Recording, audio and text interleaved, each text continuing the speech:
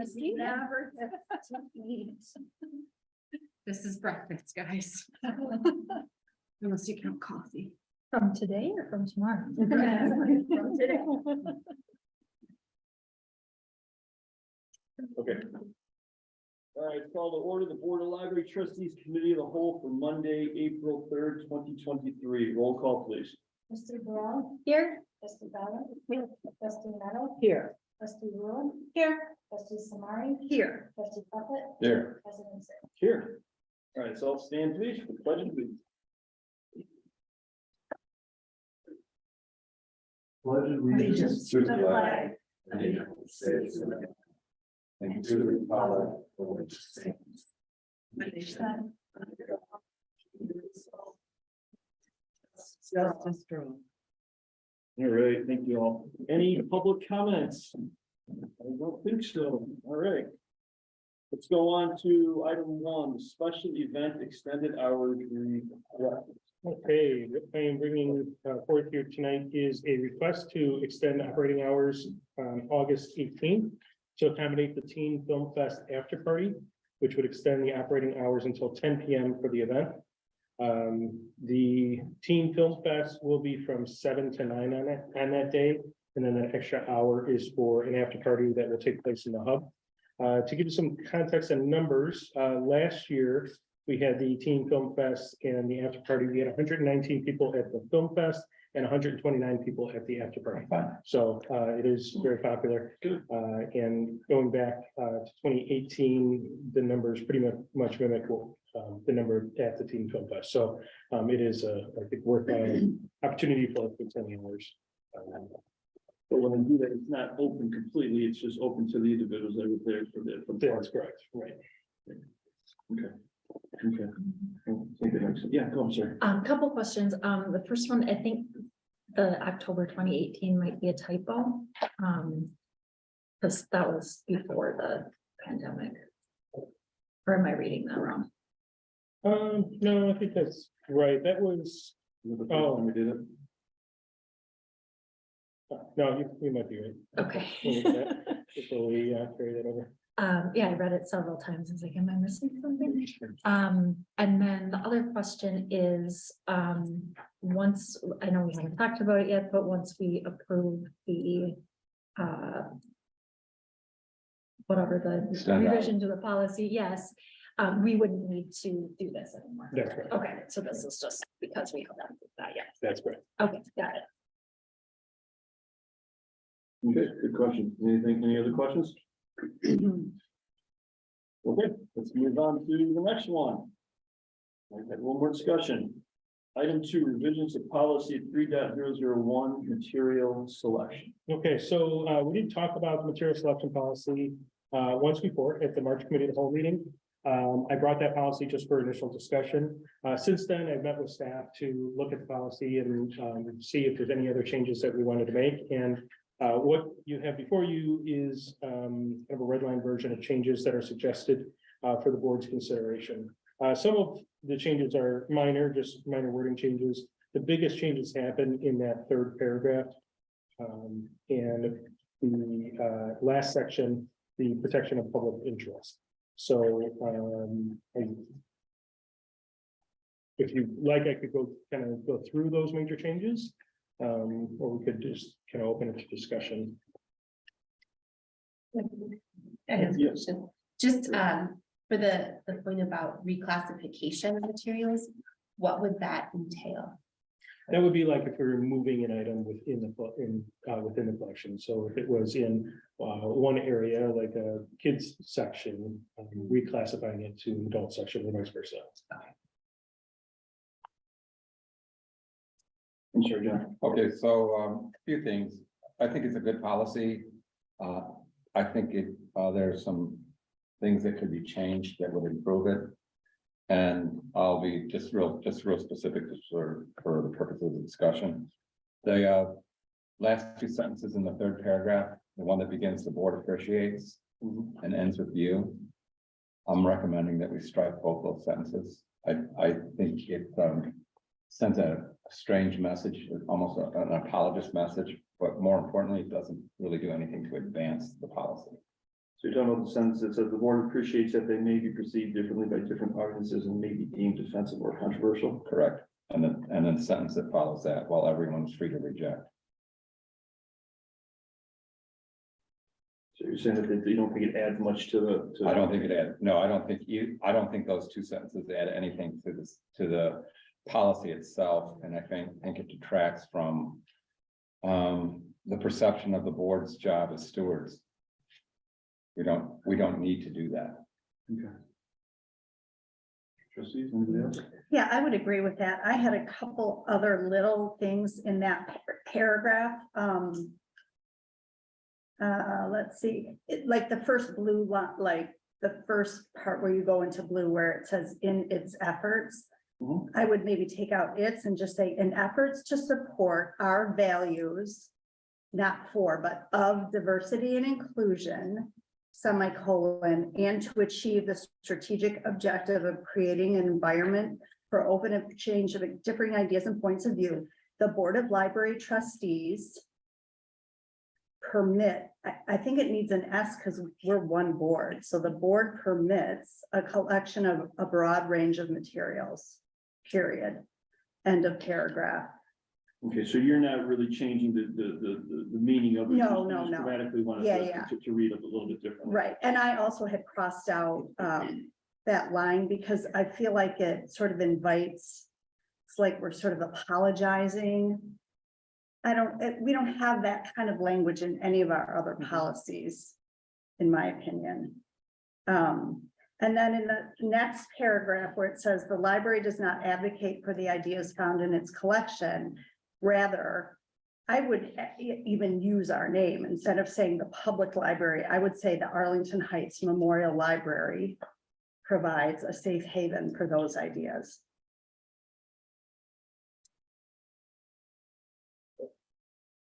With that, trustees, anybody else have any concerns or thoughts on that? I just, Sir? yeah, actually. So with that, I see what trustee Suplet and trustee Tamari are referring to just in that one sentence. Well, that's what I'm saying, that one sentence, and then that sentence, the second one that it ends with you or view. You say that trustee Suplet, you said, well, where did it end? Well, I'm just saying the period ends with view, but I'm saying strike out the entire I did sentence. for you, so I was I did looking it for too. you. So Yeah, I was did looking- too, actually, that's what confused me. a little So bit. that was my only point of clarification there. So while everyone is free to reject. Yeah, I can see why it was included originally is just like, hey, we're acknowledging that this may not sit well Yeah. with some, and yet I also see that it's like, we don't do that in other policies either. So, Yeah, part of me that, to your first point, Sarah, that I'm kind of like. It makes sense to have that in there, because we're showing that we do understand that. We do understand that certain people may not agree with certain aspects of what's going on. But yet other people do have the right. I mean, that in a sense is the First Amendment structure that libraries are all about, is really kind of in that sentence right there. Yeah, I completely understand where you're coming from, but I almost see it as a way to, if someone is, challenging a material or something, it's a way to point them back to this, to say like, hey, we get that you might not like it, but. Sure. Or why put it in writing? I mean, we're not done with the policies. There's the protection of public interest, which provides a procedure later on that will direct a person. Yeah, and maybe I need to read the And policy. continue the discussion when we get to the public. Yeah, interest. any of them. I think. I can see, like, I understand where everyone's coming from, or at least I feel I do. This is almost like breaking the third wall, right? Like sort of talking to the person who's reading it. Right. And so I get that how that feels different.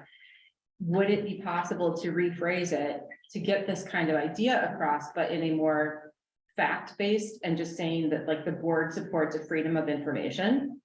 period, and like that way, it's just like, I'll like at the end of the movie where it's like, ideas expressed in this film are not out of the, Well, that is in there in the Right. second, yeah, second. right, but that's my whole point, is that like, I'm sorry, Carol, where? we support the freedom of information. We uphold the Well, library bill of rights and the freedom to freedom read to statement. of the read, American and just leave it Library at that. Association.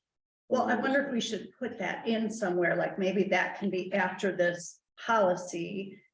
Just for clarification, or because a lot of people don't know what the library bill of rights or the freedom to read statement is. Maybe we could put that somewhere. Those are both links. Those are. Oh, they're links, okay. And just I'm sorry, Sarah. Just, yeah. just to clarify, it's in the discussion, I do, if I had to kind of, go either way, I do think it is, the way it's worded, I like what, trustee Rule said about, I mean, when it's already, if it's already in there, that's fine, but I do think that statement, though, as it stands, might be just, speaking to the audience, and it is a little, it's just unique to, I feel like the other policies might be lead way to, acknowledging something that has already been acknowledged by being who where the library is. So I would agree to remove that. Yeah, as long as we have the statement elsewhere, that we're not losing that type of thing, sure. Makes sense. Carol? I'm tripping over majority here on the first sentence. I'm wondering if it's needed. How do we know what the majority is? Just is developed and managed to meet the cultural, informational, and Correct. education. I agree. That's a good point. Thank Yeah. you. So, Where are you looking? Where am I? Oh, the first Oh, the paragraph, very first first sentence. sentence. The library's collection is developed and managed to meet the majority of the call, okay. Yeah, right, because and I'm saying, we may not know what the majority is, but we're here, yeah. Well, let's and meet the if culture. we look at the majority, I mean, there's a lot of lily white people, so we're only gonna have lily white books, like, I think taking the majority out is really important. I agree, because we're not doing it just for the majority, we're doing it for the everybody in the entire village. Yeah, that's good. Good catch. That was a very, very good catch. I had one thing on the second page. Under protection of public interest, and the first full paragraph is in blue. Residents who wish, it's basically the process. So residents who wish to request the withdrawal or reclassification materials currently owned by the library are encouraged to discuss their concerns with the collection librarian. And if the resident is not satisfied, the collection service manager will provide the resident with necessary documentation to request formal reconsideration of the library service. So my concern with that whole thing is that there's a lot of steps in there. And the very first person who's going to get this is going to be the collection librarian. My fear, and I think you guys know this, my first and foremost thought on any of these things is how it affects the staff. And that seems like something where you're gonna potentially put the staff in a very uncomfortable situation. Now, Mike or Dana or the collection service manager, they are there to have those type of conversations. That's, they have this type of one convo. I'm not comfortable with the very first thing being the collection service manager. That's what we do at Kilboard. That's the first step. It goes to collection management. They're the ones that oversee the collection, Okay, and that's the first step. And they're the ones that dig out the research and find out, why did we buy this book in the first place? And then it's responded to the customer, and then they're not satisfied, it starts going up the scale, about the third step. The thing I'd like to bring out here is, how does that law, which is going to pass, we need to talk about that. affect this? Withdrawal, I don't know if we can withdraw, once it's on the shelf, the law has not defined doctrinal, partisan or doctrinal. Yeah. Which is in the Library Bill of Rights. So Yeah, to me, that law is very broad right now and it's subject to a lot of interpretation. my personal opinion on that law is that it's designed to do something very specific. It's designed to try to keep undue influences. Right. From taking out books, okay, or pressure, or however you want to, whatever is the politically correct way to say that, right? And so that's what it's trying to do. What this policy, I think, is doing, it's all it's doing, is not saying we are taking out anything, which would potentially come in conflict with that law. It's just saying that we have a process that we're following in order to figure out if a book should be, or something should be on our shelves or not. So I think, I don't think we're conflicting itself with what's going on there. Right, because the version of the law that I saw, which was pretty recent, stated that you had to have adopted the ALA, I think it was the ALA Bill of Rights, Library bill of rights, yeah. and that then meets the, If, you're right, either you develop a policy and or, Right. you know, and so of course we have both here. But, you know, Just you know, it says that we will not ban books that are, you know, based on partisan or doctrinal. right, You know, I mean, this even brings into question, let's say you have a book on some religion. For 7 years, it sat on your shelf, nobody's checked it out. Can we take it off the shelf now? Because nobody's checked it out in 7 years. Can we weed it? You know, there's some questions that, you know, still have to be answered, you know, but I suppose if you just look at it, you gotta have a policy, you know, then you satisfy that, you know, but. Just for people watching, could you just clarify the law? I know what your law you're speaking of, but people might be watching yeah. or in the audience and not understand. the It's law. House Bill, I think it's 2789. It has passed committee, I think it's still in the House right now. No, it passed Yeah, out. passed House. It's in Senate committee now. Okay, now it's in Senate committee. And so basically they're stating that if a library does not either have a policy regarding this or adopt the ALA Library Bill of Rights, they would not be eligible for Illinois state money, basically, grants Right. and stuff like that. So, And we want state money in Arlington Heights, so of course, Right. that's not why we would adopt those the policies, but and we already adhere to right. what, you know, the preliminary law requires, but it is something that Yeah, it's might not a affect us, I perfect don't know. law. Right. You know what the intent was, but Right. What it ends up being may not be what it was intended, and, you know, as many laws have been and will be in the future. And obviously, I think our policy could reflect that if and when that, you know, Yeah. it sounds like this is coming, but who knows, it could get hung up and gummed up for another year, so we can cross that bridge when we come to it, but we need to do what we can right now. John? Yeah, if we could move to the protection of public interests in the paragraphs that are found under there.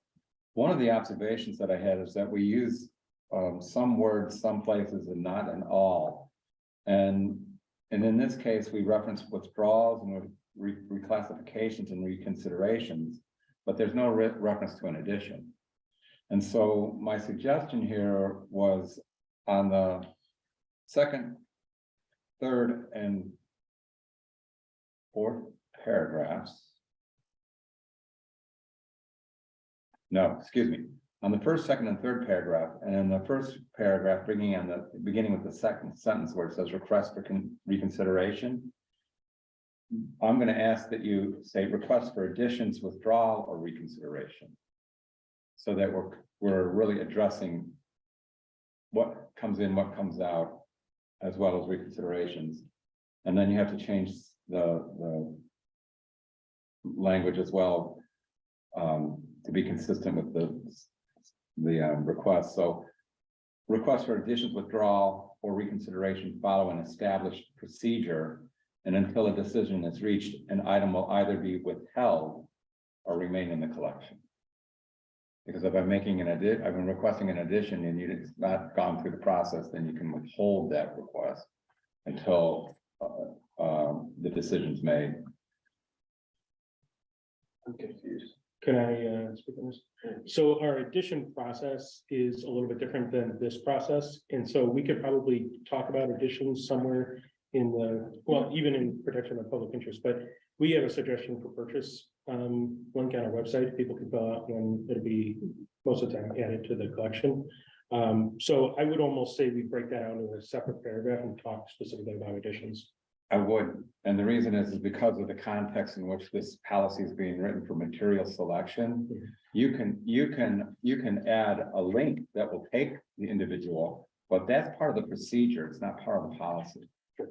And that's, you know, a question that we all have, is that we would like to see the procedure that we're discussing that supports the policy so that we can make an informed decision when we vote on it. But that's part of the procedure, not part of the policy. The policy is saying request for additions, withdrawal, or reconsideration follow an established procedure. And until a decision is reached, an item will either be withheld or remain in the collection.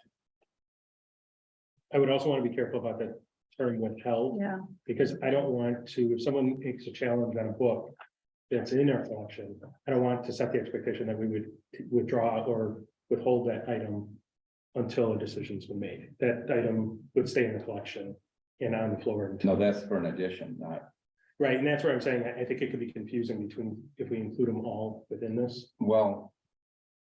But you are including all of them. You're just not using the language, you're referencing what's going to be pulled out, but you're not referencing what it is that the materials selection can add in. Okay. And for the purposes of consistent continuity, it's important to show both sides, otherwise this comes off as somewhat of a negative perspective, as addressing only reconsiderations and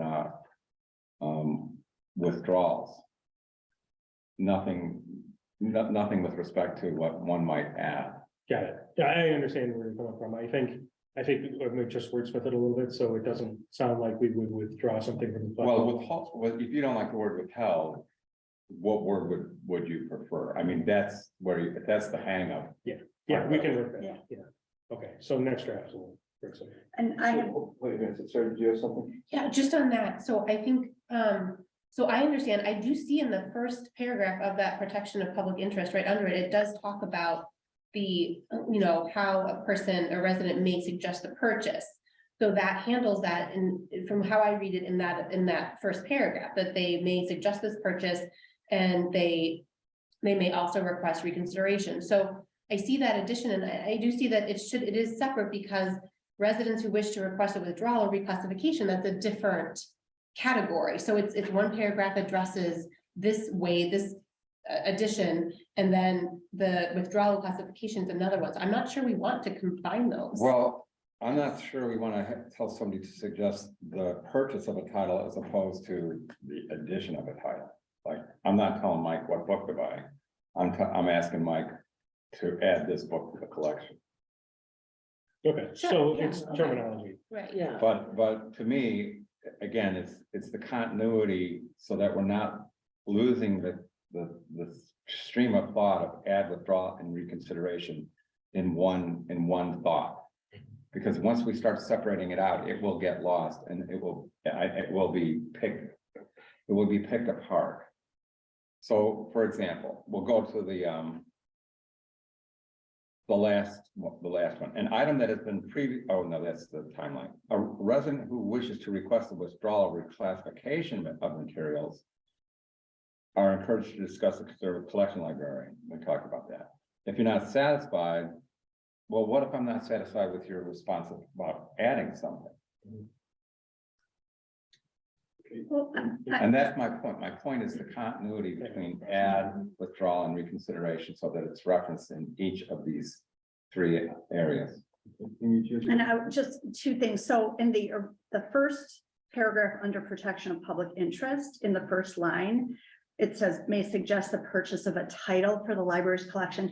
I would say an item, because I know my children requested certain games, or, you know, there might be the library of things, whatever. So an item for the library's collection. And then to trustee Suplett's point, perhaps then we add one line, its own paragraph, to address how an item is, I mean, I don't know how a collection manager determines whether or not an item that is requested is actually purchased, like maybe the library collection staff determines, just a sentence about that, like, okay, I filled out a comment card and I asked for a certain. But again, that's the procedure. Right, Yeah, that's, yeah, That's not the policy. that's what I'm a little Well, worried about. then this is procedure too. Yeah. So then maybe the whole paragraph is So- taken out. So that first sentence has confused all of us. And the reason is because it's sort of an outlier. It's the only area where there's a suggestion to add something to the library's collection. The balance of protecting the public interest doesn't address that. My comment was, and it probably really kind of building on what Sarah was pointing out, is get rid of the sentence. Rather than start the paragraph with that, say, a resident may request for an additional withdrawal or reconsideration to the library's of an item to the library's collection, following an established procedure and until a decision is reached, following with the rest of the sentence. And will be either will be withheld or remain in the collection. That makes sense, everybody? Oh, sorry, Jen. That, I was just gonna point out, so there is the section, what, 2, 3 paragraphs earlier about selectors and selection criteria. Maybe the part about being able to suggest the purchase fits better there. Maybe with the selection criteria. Yeah, I think you're right, Mhm. to go there. Do we want to change titles to items again? Each year, far more items than the library can purchase or publish. Well, it says, it says publish though, so never mind. I didn't read the whole sentence, sorry guys. Well, I no, got ahead of myself. I think you can do that, though. You can far more titles than the library can purchase are put into the market or something to that, Because I think the point is still valid. It's not just the books. Right. So items, far more items than the library can purchase. I actually hadn't finished. Okay. Excited about it, I'm sure. Yeah, John, it's trustee Sutherland. So, protection of the public interest, so I'm gonna finish the thought and then I'm gonna stop. Get rid of the first sentence because it's confusing, and then the next 3 sentences would be these. Request for an additional withdrawal or reconsideration of an item to the library's collection must follow an established procedure, and until a decision is reached, an item will either be withheld or remain in the collection. Residents who wish to request the addition, withdrawal, or reclassification of materials currently owned by the library are encouraged to discuss their concerns with a collection librarian. An item that has previously been formally reviewed for addition, withdrawal, or reconsideration, and removal of the item, or addition and removal of the item is denied, is not eligible for reconsideration for a year. So that was the point. When you look at the entirety of that section under public interest, it's making it consistent for addition, withdrawal, and reconsideration for all the elements that were included in there. But our process is different for the way each of those are handled. So a challenge for withdrawal or reconsideration is the conversation with the collection librarian. A addition would be fill out the suggestion item for purchase form on our website. No, I agree. I think protection of, adding a book is not under protection of public interest.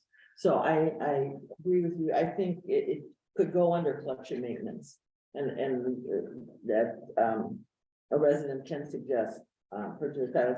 You know, I'm looking at this and I also see what you mean, Greg, about this landing on a staff member. I think initial, and you know, so if someone says, I want to talk to a collection librarian, I think it's far better to say, I want to speak with a collection services manager. So I think the manager should be out there first.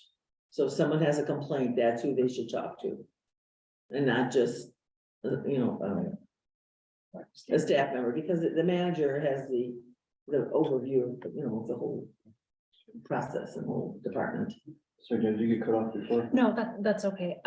So I just want to clarify something that you said, John. So I think maybe I misheard it, but you mentioned having an item that is withdrawn, sort of like set aside until a decision is reached. But that's not what we're trying to say. That's actually what's in there. In terms of reconsideration, it's what's in there now is that request residents who wish to request a withdraw or reclassification discuss their concerns with the librarian. It has to go through this procedure, and if you don't like it, you can't request reconsideration for another year. Right, but it remains in the collection while that Yes, is going, right, that's Yeah. consistent. okay, okay. Yeah. I think the way you said it before was confusing. Well, hopefully this will happen so few or never happen, but I think we're at, or the staff is asking for the same. Oh, I'm sorry, Mrs. Jones, Mrs. Parker. We reviewed that book from, give names, Mrs. Parker's concerns, so we can't take your consideration into effect. I'd strike that whole thing. You might have someone, might have 5 people that want it, and to tell them, oh, no, we can't touch it because someone already asked us to reconsider it. We reviewed it and it's not. I think you gotta go through the same thing with them and educate them with whatever it is, the reviews, bestseller list, whatever, and why we purchased that. So, I'm really. Sorry, Carol, I'm really disagreeing with that one, because I think it could cause some confusion. Let's say somebody calls up one day and says, okay, I want X book. When we figure out there that week that no, we're not taking that off. And then somebody calls up the next week and does the same book. we don't do that, it shouldn't be done that way. I assume we have forms. The form should be filled out, and this is usually where it stops. Someone will complain, and you say, yes, we have a process, here's a form. It's very specific. Yep. What parts you disagree with, what are the page numbers, and 9 times out of 10, the person hasn't even read the book, they've just heard about it. And we say, we do not take Yep. anything under Exactly what the consideration form's like. until the form is filled out, then that starts the process. So it's not just a phone call. Okay. So I'm only saying that, hopefully that would never happen, it would never, come to be, but I wouldn't want to be the person to say, I'm sorry, we can't take your consideration seriously because someone else already Yeah, beat you to the punch. I think you couch that in different things, like, sorry, we can't take it seriously, but say, we have had that book already under for review. And we have already, we've already looked at it, we looked at it on March 16th, 2023. And we deemed that it was something we were gonna keep in our collection. It'll be up for next review in a year on March 16th, 2024. So we're not going through that every single week potentially. I gotta agree. There are. If we all decided we were all on the same page and we didn't like, The Bible. I've the seen Bible, that. right? If we didn't like the Bible, right? And I put in I don't want this in the library. And you say, no, we're keeping it. Then I'm like, hey, Amy, fill out the form. Hey, John, fill out the form. We're gonna get gummed up Yeah. with one book being requested over and over and over and over and over again. And all they have to do is copy and paste and copy and paste and copy and paste. So I think, to your point, if a book is reviewed and it has gone through the process and whatever determination is made, yay or nay, that we keep that, we would probably keep that information anyway on file, that on March 12th of, 2023, we reviewed the Bible and decided it should stay in the collection. And we would not look at it again unless there is another formal complaint or, that follows the form, right? Until March, whatever I just said, 18, what did I say? I don't know, whatever the date is, but 2024, right? So otherwise, I think it could be a wasp nest. Well, and Well, Sarah, did you have your hand up before? Oh, no. No? Okay, John, you did. okay, so this is a wonderful discussion, and this makes it fun. I am leaning with Carol, and I'm doing it for 2 reasons. One, we all have the right to request a reconsideration at any time, regardless of what, we're trying to do with this policy. We have the right to do that. Sure. Secondly, 1 year is arbitrary. Absolutely arbitrary. And for that reason, it's not defensible. So basically, it's that whole sentence would be struck because our customers have the right to ask for titles to be reconsidered at any time. We have the answer. We've already done the work. We've done the homework. But we also have, the consumer also has the right to ask that. and the year is arbitrary. So Amy, Yeah, and I'm gonna agree with Greg and Andy, because I've seen this at school board meetings. They pick a title and it is a cut and paste. You hear the people come to meetings and they're reciting a script. And we could all name 5 books right now that would be books that people would say this for. And I can appreciate that everyone has the opportunity. Our customers are the people that pay for the library can. I think they can request a book, but if it's been looked at by staff, otherwise that's a lot of staff time that is not being used for customer service. Maybe if 1 year is arbitrary, I don't know what the right time frame is. I don't know. I But the mean, work's already been done. hold on, Andy, Andy. I agree that it is an arbitrary thing, but at some point you have to just make a decision, right? At how long, you know, are we gonna do this every day? Are we gonna do this every week? Are we doing this every month? At some point, you have to give yourself a deadline. I'm not saying by any stretch of the imagination or in any way, shape or form that we should disallow people to complain. In fact, if there is a book that we get, you know, okay, we get a request to remove and we deem that it should stay, and all of a sudden we get a bunch more, like maybe we need to really look at that, right?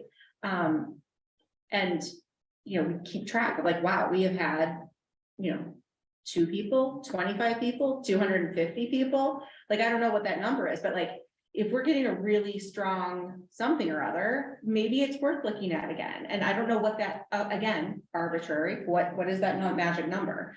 But I would not prevent people from being able to follow the form, follow the policy and procedure. I would provide them the transparency.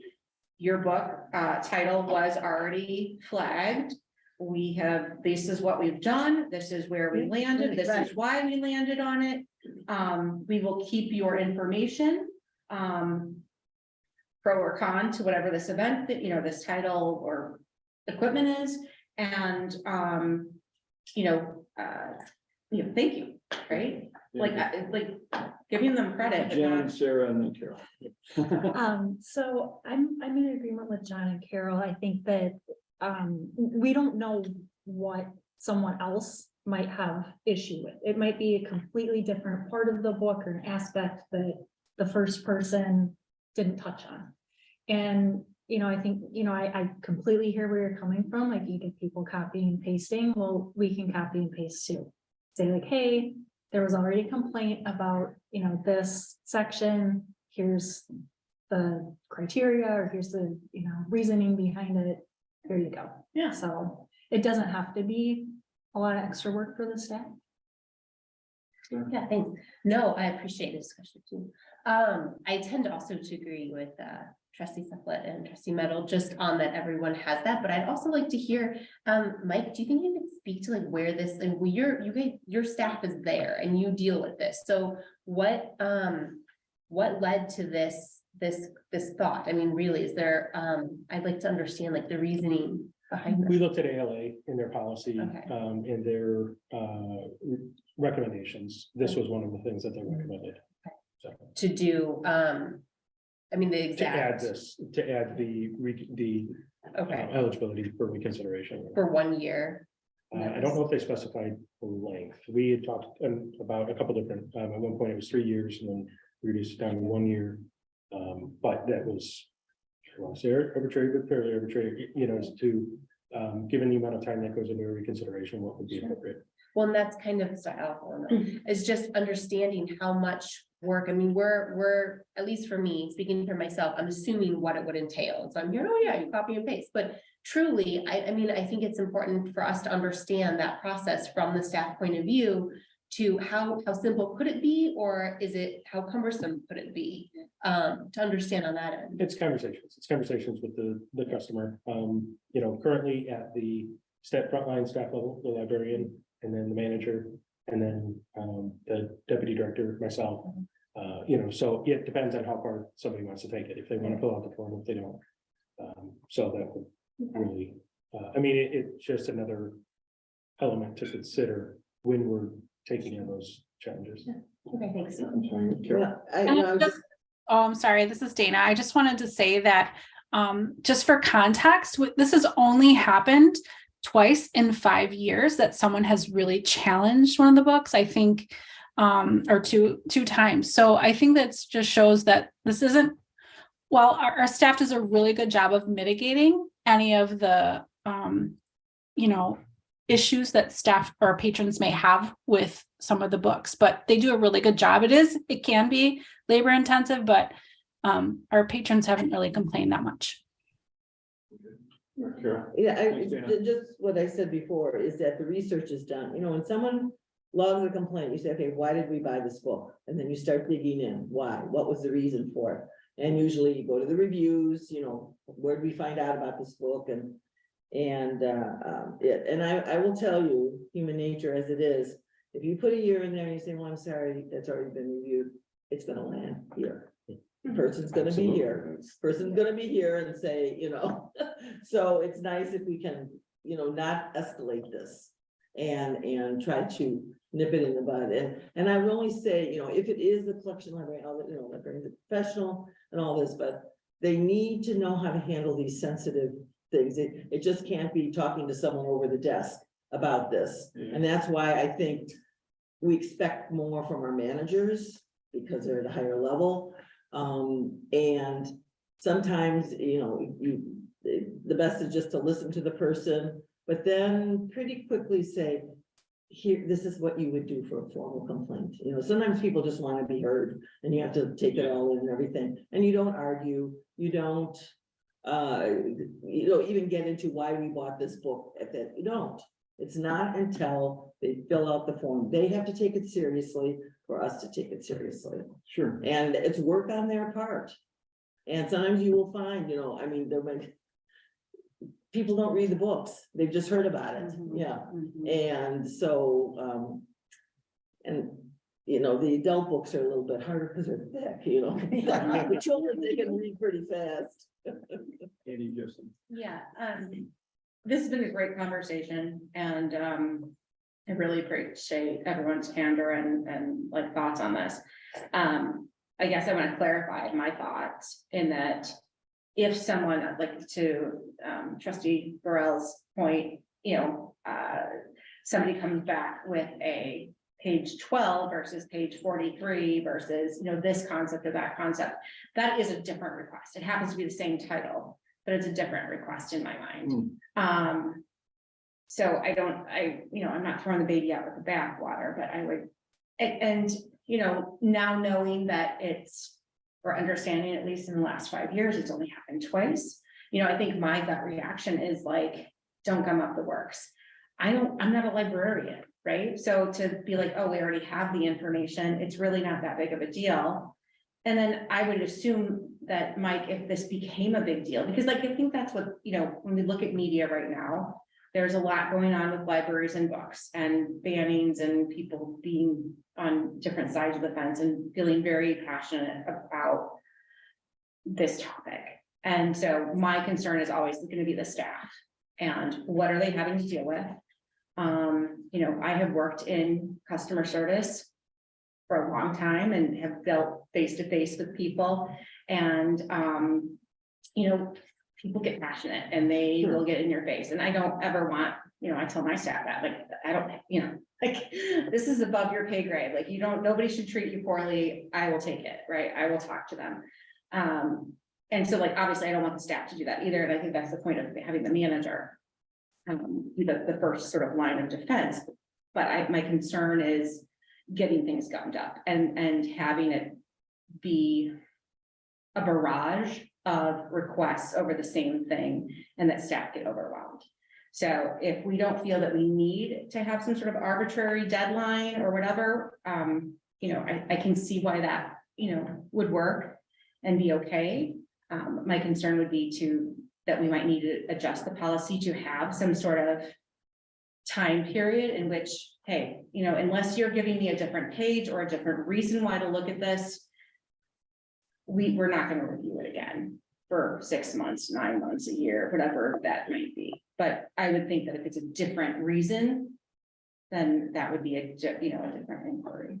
I think the line of thinking that you went under earlier, actually provided, in my mind, at least, the middle ground. Yeah. First and foremost, we want to give everybody in the village the right to state their opinion about it. I mean, that's first and foremost. We're not trying to stop that. But what we are trying to do is also weigh that against how much effort or what it does to the staff also at a certain point. So I think what you were getting at made a lot of sense. We're not going to do a formal review more than once every 12 months, but people can put in their requests or their comments or whatever you want to say, as much as they want. We're never stopping anybody from putting in their opinion. We're just not going and doing the internal thing more than once a year. And I think to your point before too, Carol, is we can almost do that kind of like cut and paste or copy and paste type of thing, or whoever said it. You know, yes, this is the reason why we're not reviewing it again, because we did this and here's the information. So at least that's not causing us to go down that path of the complete process every single time. Does that make sense at all? Yeah, and I can understand, and I agree with the fact that people should get to, you know, complain or share their opinions about a book. I guess I was thinking it had to be a whole big thing every single time. But if it's, okay, I did a deep dive, this person filled out all the paperwork, I looked at all the pages they said in the Bible, here is why we bought it, here is the review, and they have the conversation. That's great. And yes, the next person that complains also deserves a conversation. Like I feel like that is completely reasonable. I guess I was thinking that it had to be a whole new set of research every time. And that de-escalates. Yeah, I think people want to be People heard. are saying it just escalates the situation, and this is very emotional to begin with. Absolutely. And anytime somebody's complaining, it's their gas tank is full and they need to get it out. Serious. They need to get it out. And until they get it out and they feel heard and accepted and, you know, made to feel like their opinion matters, they will continue to shout from the rooftops. Absolutely, I agree with John. All right, so with your permission, what I like to do is summarize our discussion based upon what I see where people landed. I hope you got it. I got it. So starting with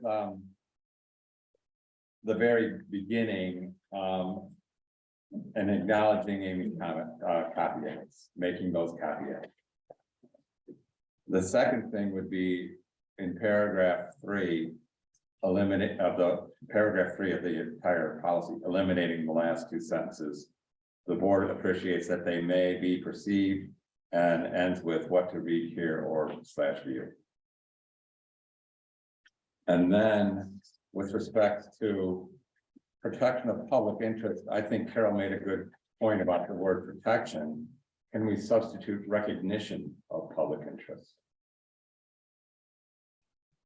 And the reason is, for the next 2 items, it's getting rid of the sentence, any resident may suggest the purchase of a title, and just beginning it with a resident may request for addition, withdrawal, or reconsideration of a title for the library's collection, following the established procedure, and until a decision is reached, an item will either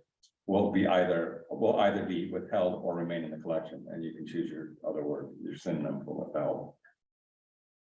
And then residents who wish to request the addition, withdrawal, reclassification of materials currently owned by the library are encouraged to discuss their concerns with a collection librarian. Collection manager, what I was saying. Collection Services manager. And then we're gonna get rid of the sentence that has the timeline. Well, what if we kept that though, but it says, okay, so an item that has previously been formally reviewed for consideration, removal of the item is denied, is not eligible for reconsideration for 1 year. But additional reviews are always accepted or something to that effect. Because it's disingenuous.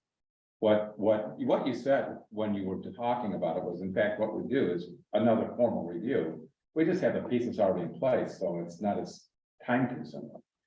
And to me, it's important that we recognize each request for reconsideration with the same seriousness that we recognize the first. And all the pieces are there. So let's take credit for it. That goes to kind of that middle ground, but is there ever going to be a point, though, that there is a full reconsideration? Once again, what triggers that? Well, the first request would trigger the whole reconsideration. Right, but let's say, I don't know, attitudes change, okay, or moods change, or whatever. And when would it be going into that full reconsideration again? Because what you're basically saying is what we were saying before, we're just gonna keep retaking that form review, and just keep passing it along. Well, if the page number changes, then we have to modify that reconsideration. No, I understand it, but I'm just talking about that one specific reconsideration. Right. Is there ever a time where we do have to take the whole process to reconsider it That's, again? that's the procedure.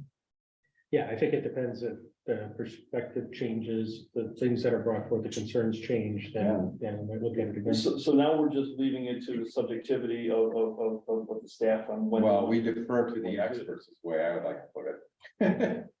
Okay, fine. I'll take off what I said before I go with that, but when are we going to refer to the experts then to actually do that again?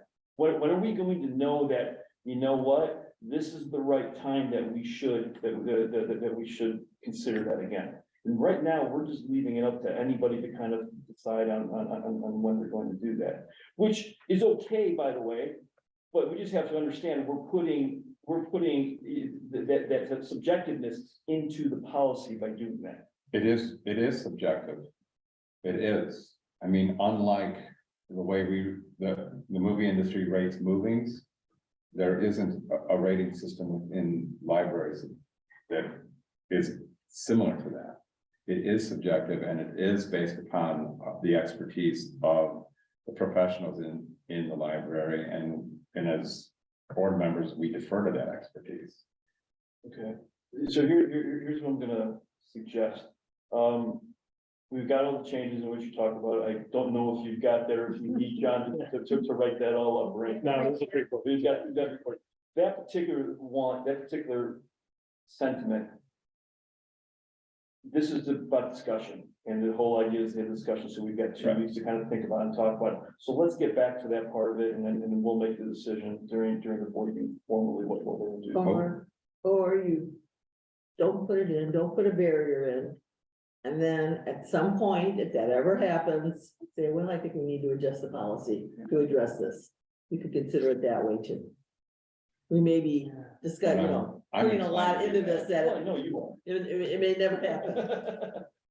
And the one thing, So you're fair, talking about the yeah. individual pages, but you have a very good sentence in here, which is from the old policy.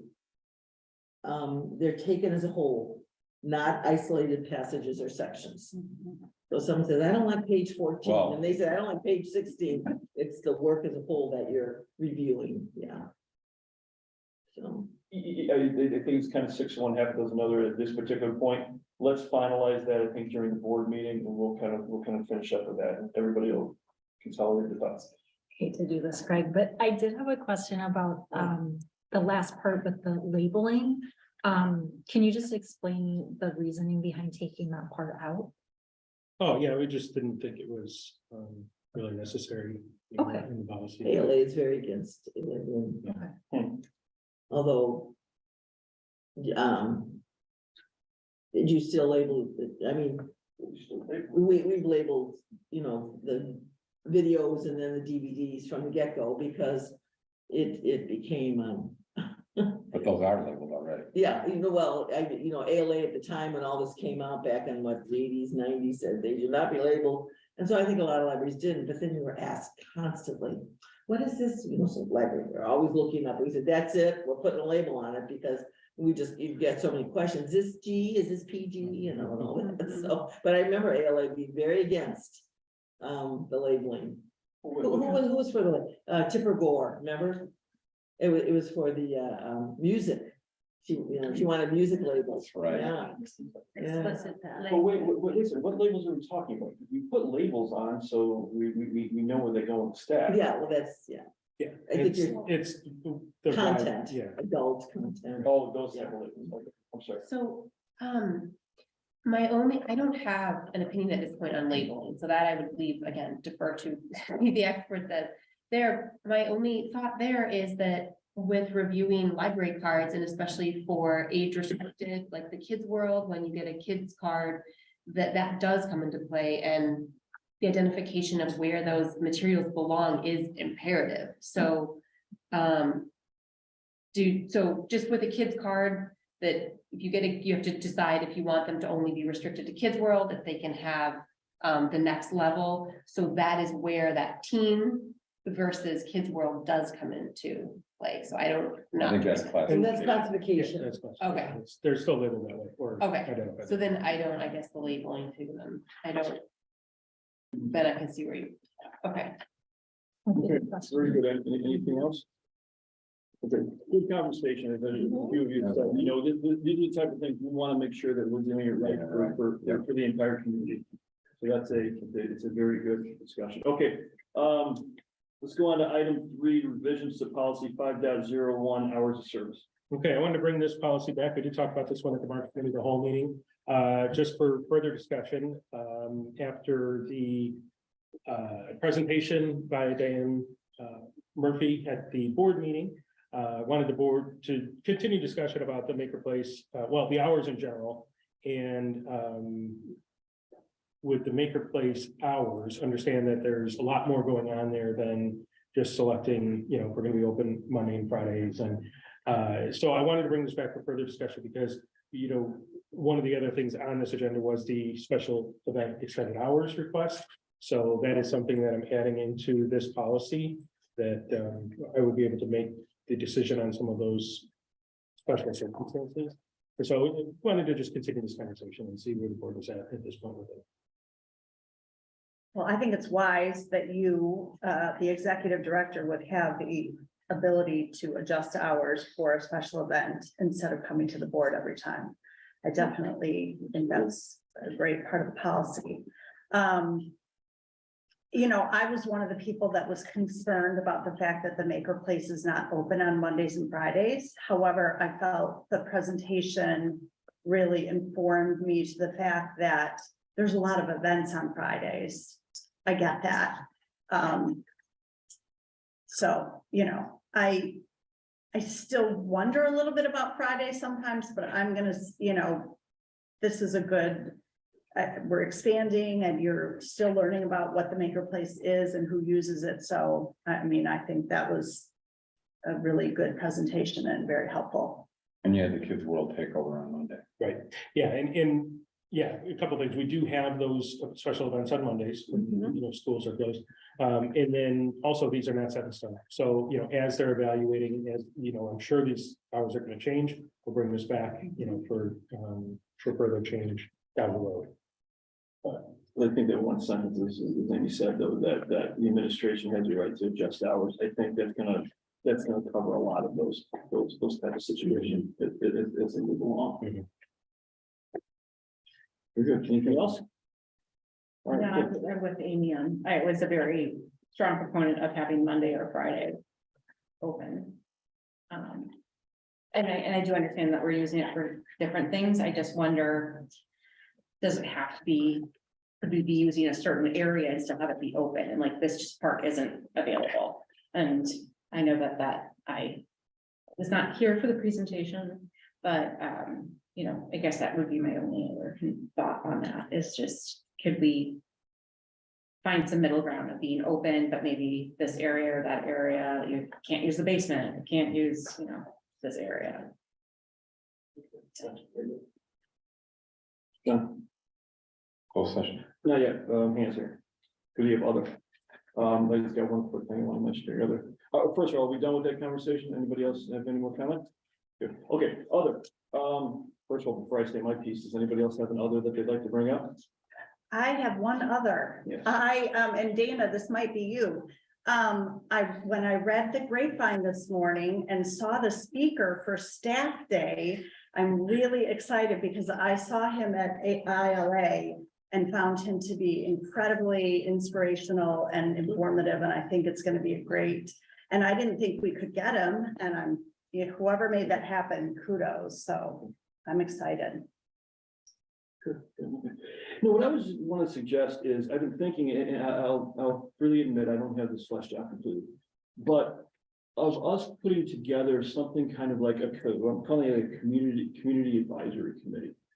It's somebody that it's bringing in the diversity of the community into kind of like I'm gonna call it kind of like a junior league of I think of the board, but it's somebody, it would be something that they would have meetings all the time. But it'd be a group of people that we know we can bring together when there's certain ideas that we want to get more of a community kind of input into it. And so we would bring them together, convene them at certain times. Now, I'll admit freely right now, I do not have, like I said before, I don't have all the ideas flushed out. But I just want to kind of bring up the concept and see if there's anybody that's either really against that type of concept or thinks it's something we should look into a little more. Yeah. Just off the bat, I mean, I understand, I think a lot of, organizations, nonprofits have that advisory board. To also, but it's also to help market the organization and fundraise.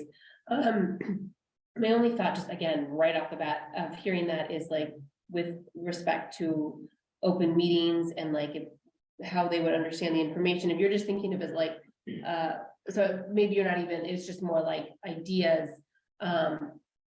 Again, just thinking that might get sticky. Is it, there was something that we had to talk about? I guess if they're not talking about that, they're just, I'm talking it like, Yeah. so that's my only thought. It's Well, like, they're not elected officials. yeah. First of all, they're essentially volunteers, so the Open Meetings Act doesn't necessarily go, I'll check into that to make sure I'm not saying that wrong. Us. But I don't think, for us though, it wouldn't be something, it would be something that not more than 2 trustees could actually be there at the meeting at any point. We had, and we used to have, all the committees, right, that we used to have until we rolled it all up into the committee of the whole. And every single one of those committees had 2 trustees, and the president was always a member of those. So we did have to go to the Open Meetings Act with that, but that was all. Everybody else was all staff related. I'm talking about bringing in, and I agree with you, when you said marketing, it is a marketing tool also to make sure we're getting into all the communities. Some communities maybe that we don't have represented as well as we potentially should. We're bringing them into it, and 1 or 2 of the trustees are members of that, or it can rotate depending on maybe who's available at a particular time. Again, I'm just going off the top of my head right now. It's something I just started thinking about recently, so I don't have all the details. So, Amy, did you have something first? Oh, Go ahead. I'm just gonna thank you. Yeah. Just even to that is that with the library does an awesome job with the teen advisory board and the tween advisory board.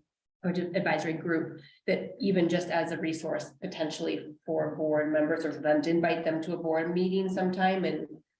Just that's already there, that's a part of the library. So anyway, that was just. It's a great idea. I appreciate the thought and where you're coming from with that thought. My concern is that it would be complicated and redundant. The complications, I think, of managing something like that and maintaining control over the process would be difficult. It would require at least 2 people to participate in order to make sure that we're adequately represented in our own community meeting.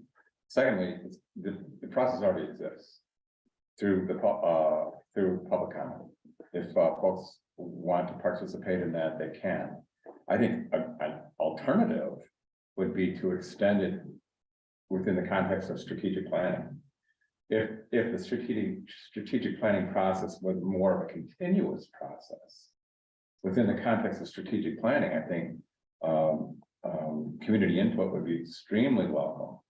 So that we're not just doing it in isolation every 5 years, but rather it's something that would be monitored and maintained, which is another way of suggesting strategic planning committee. that would include, individuals from the community. So you're going exactly down the path where I originally thought it would be. Yes, in a sense, and this came to me because of the strategic plan that we're working on right now. Yeah, You know, of being able to do something like that. So we are getting constant. Public comment is great, and to a certain degree, I wish we did have more people come in and give public comments.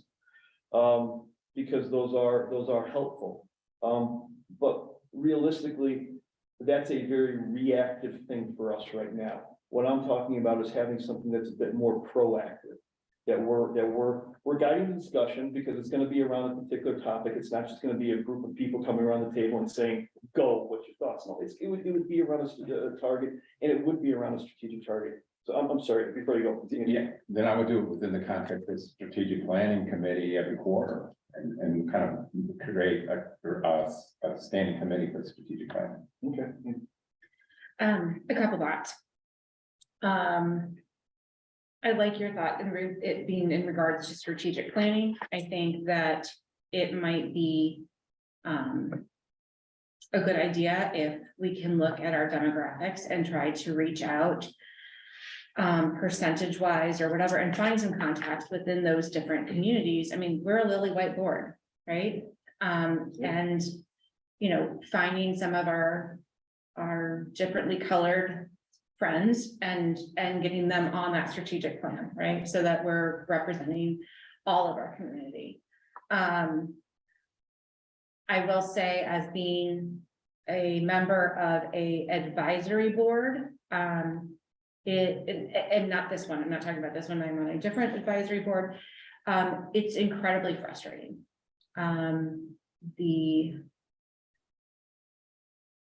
We have no power, we have no control. We can give our ideas and sometimes they're heard and sometimes they're not. And they're kind of like, oh, that's nice. Thanks, you keep meeting. And I'm like, why are we doing this? Why do we come at 7 a.m. once a month to like talk about these things when the board isn't gonna, like, they don't listen to us? Right. So I can tell you that like that, you have to be really careful about what your purpose is and how you're gonna work with these people, because they need to find value in it. Yeah, absolutely. My other thought of that, and I hadn't, before you had mentioned, you know, incorporating them into the strategic plan, and I do like that, and I like the idea of it possibly being a check system, like a check and balance, like how are we doing? Are we following, are we meeting those expectations once we have a strategic plan? We are doing it every 3 years now. So let's not wait until it's the next 3 years to be like, oh yeah, we didn't really do so great in that area or whatever. Like, let's find out from the horse's mouth if we're meeting those expectations. So if I could be behind it in that regard, if it was really, if they had a purpose. And that they were giving us like valuable feedback that we're going to actually use. Otherwise, I would say, let's talk to our foundation. Let's talk to our friends in the library. They are the people that are part of this dynamic and can tell us what's going on the other end. I mean, obviously the staff can always talk to us. You know, people coming to meetings can talk to us, but I wouldn't want to step on toes of those who have already given time and energy towards this library. Yeah. That's interesting. Yeah, I mean, this is all very interesting. When you first started talking, what I was thinking of is for us to be more visible at certain big community events, so that at Harmony Fest, at the Cultural Fest at across the street, you know, at Frontier Days, at different times, we are out so that people can talk to us. I feel like, and I've never been to one, but I think that District 25 does coffee at different schools once in a while, the board, and maybe no one will show up. That's always possible. But if we're going to, you know, the party at North School Park for the last day of school, or Oktoberfest, or, you know, we pick a few.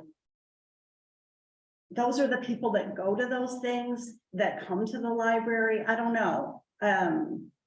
But it's not as formal as what you're saying. I like that idea. And I think that, if I'm not mistaken, the last time they did the strategic plan, they had community members on the team. We had no, it wasn't on the team, the strategic planning team. We had a community session where we're gonna, and we did that, we did There were like, names on the, top of the program, but uh. not, I mean, if you say Yeah, no, I can't remember. No, I mean, if you go to the cover of the long version of this, Yeah. you'll find there are citizens names on there. yeah. And, Yeah, but you're right, we did the retreat. We did- Yeah, we did it, and we've done sessions like that during this right yeah. now. Are there names? Yes, there are. Yeah, Yeah. I mean, I do. You know, there are certain events that are big in Arlington Heights. And the library often has a table there. It might be a nice idea if a couple of us were there as well, so that, yeah, you're getting complaints, but you're getting suggestions and you're getting kudo, you know, you're just hearing, More likely getting help. That's what it really is. yeah, well, but at least you're But there. I would separate that from Yeah. this other Yeah. conversation. Okay, yeah, no, I think there's two different conversations Yeah. going on there. Okay. Great stuff, thank you for not totally laughing at me. Oh, no. What I'm gonna do, if you don't mind, over the next month or a couple of weeks or so, I'm gonna put together more kind of formal outline of what it looks and I'll present it to everybody and then we'll kind of go on from there. Then you take your time. June. June. June's good, okay, very good. Okay, any other? Right. Yeah, can we have a motion to go into closed session, please? I move that we go into closed session in accordance with 5A ILCS 120/2C11 for the purpose of discussing litigation. We have a second? I second. All in favor, say aye. Aye. Opposed, nay. That motion passes. We are going into closed session. I'm running to the bathroom. Okay.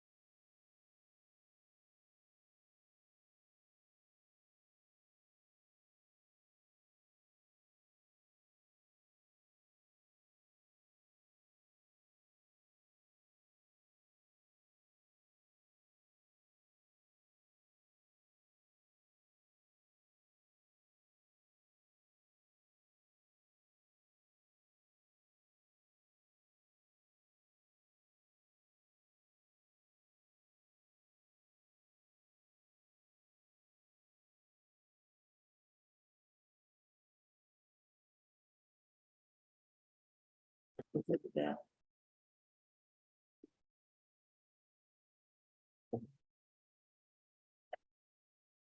Good details. Yeah, I'll turn this one on. Trying to figure out, oh, I did it right. Yeah. Yeah, I got it right. Okay, are you ready? Okay, we are going back into open session for the Board of Library Trustees, Valentine's Memorial Library Committee of the Whole for Monday, April 3rd, 2023. Trustees, do a quick roll call. John Sucklet. Amy Samari. Andy Rule. Harold Meadow. Sarah Gallo. Jennifer Burrell. And Greg's there. Okay, do I have a motion for approval of the minutes from closed session? So moved. Second. Okay, more comments or anything? Okay, all in favor, say aye. Aye. Opposed, nay, that passes. Do we have a motion for adjournment? So moved. Second. Any discussion? Okay. All in favor, say aye. Aye. Opposed, nay, and we are done.